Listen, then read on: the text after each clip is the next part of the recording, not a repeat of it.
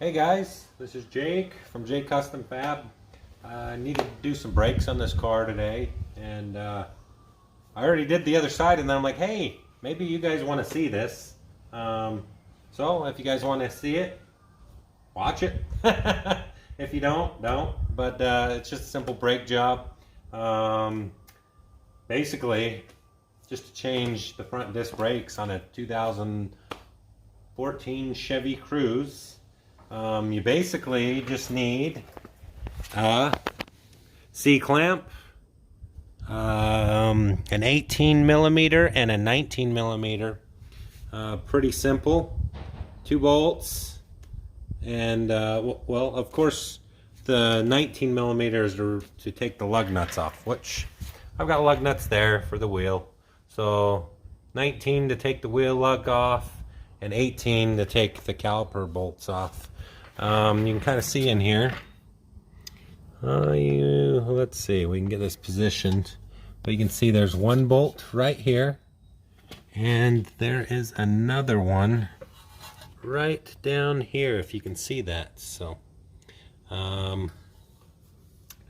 we are just going to remove those and do a simple brake job. So check it out. Hit subscribe if you like this. You guys seem to like the airbag replacement, so we'll just do this.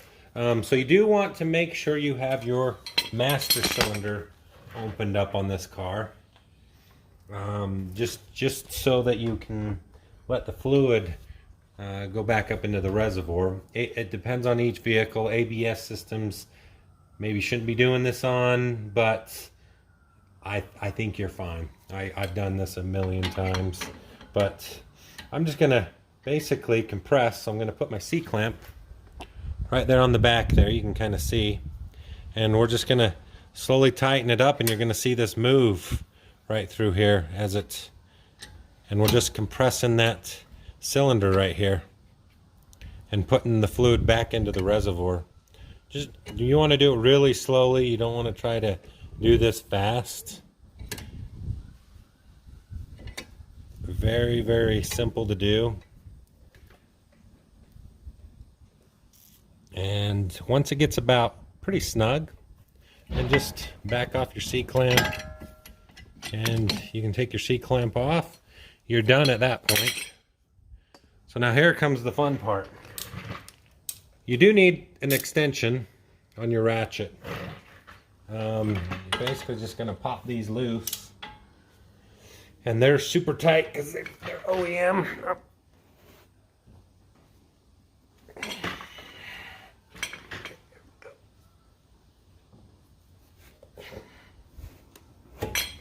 Wow, super tight. You just take this extension off so I don't have all the leverage.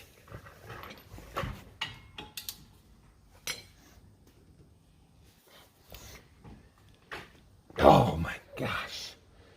My problem is I don't have the strength. So we'll just use the impact.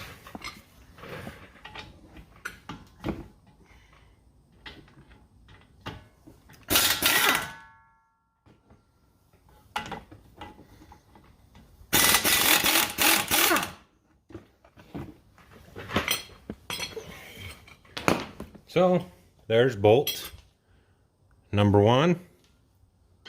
That's the top one, and there's bolt number 2.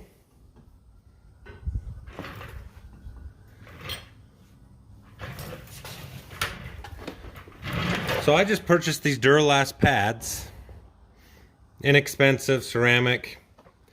I like them. I'm just a simple guy, but so I just basically tip this thing upside down, take the front pad off, which pretty thin. We'll get rid of that. So the front pad doesn't have the anti-squeak part on it. So just to remember, the rear pad's always the anti-squeak, and the front pad doesn't have any at all. just like this one here. You always want to compare your pads side by side, but and then you're going to take the rear out. All the rust, you can see how thin that one was, and it was getting pretty close to that squeak wear bar. So very good feature to have. Some pads don't have them, some do, but they definitely let you know when it's time to be changed. I wasn't getting to that point yet, but I could have probably driven another, you know, a few miles on it and would have been fine, but I didn't want to worry about it. I've got other projects to do, and I needed to do the oil change and some maintenance on this car, which I guess I should have showed you. So let me get that pad in there, get it set.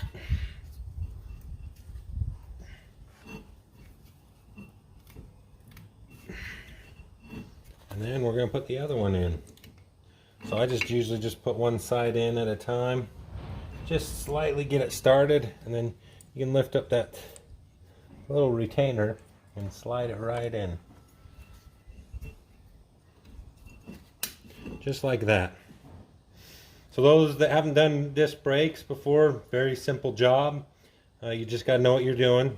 Like I said, you need that C-clamp so you can compress. And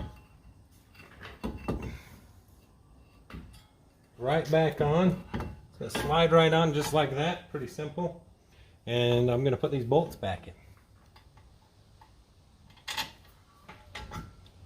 So you can kind of move it around and you can get right where it slides into the hole, and then you can start the bolt. And we're going to do that down here. Sometimes you just got to lift it up, jig it a little bit, and it'll start.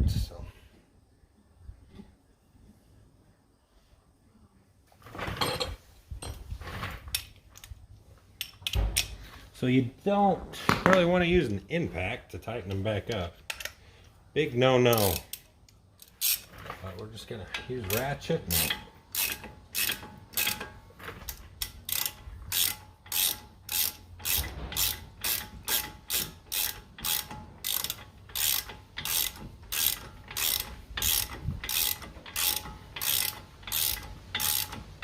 I'll just kind of get it snug. I'm not trying to tighten them up until I get both of them tight, because this thing still needs to kind of float for a moment to get them both seated. And I'll just give it a nice little crank, and one more here.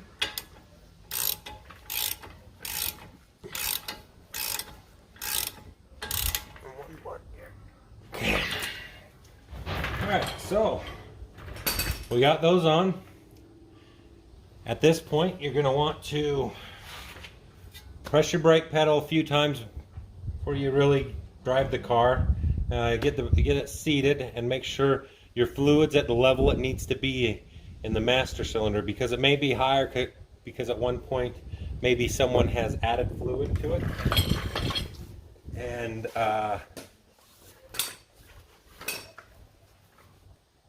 that's why it's overflowing right now. But most of the time, if you have a set of low brakes like this, you know, low pads, and you've never really topped it off, it's going to be right on the money again. But sometimes it overfills. So, but we'll get this wheel back on. I'm going to get in there, start the car. If you guys like what I'm doing here, hit subscribe, show me or ask me, or yeah, just ask me things you want to see. I definitely can show them to you as projects come in and projects go, but this is just my personal car, and didn't really think you guys would be that interested in this, but then I'm like, hey, I'm told everybody's interested in anything you do, actually.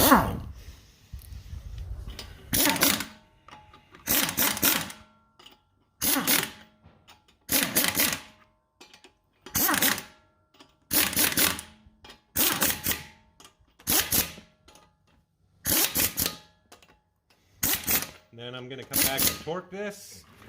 I'm just getting the wheel on right now, and I'll come back and torque. But I'm going to get in the car, and we are going to press the pedal, make sure the pedal's firm before we drive. Press it a few times and start it, and we'll go for a little test drive. Sweet. Well, that's how you do brakes on a 2014 Chevy Cruze. Pretty simple.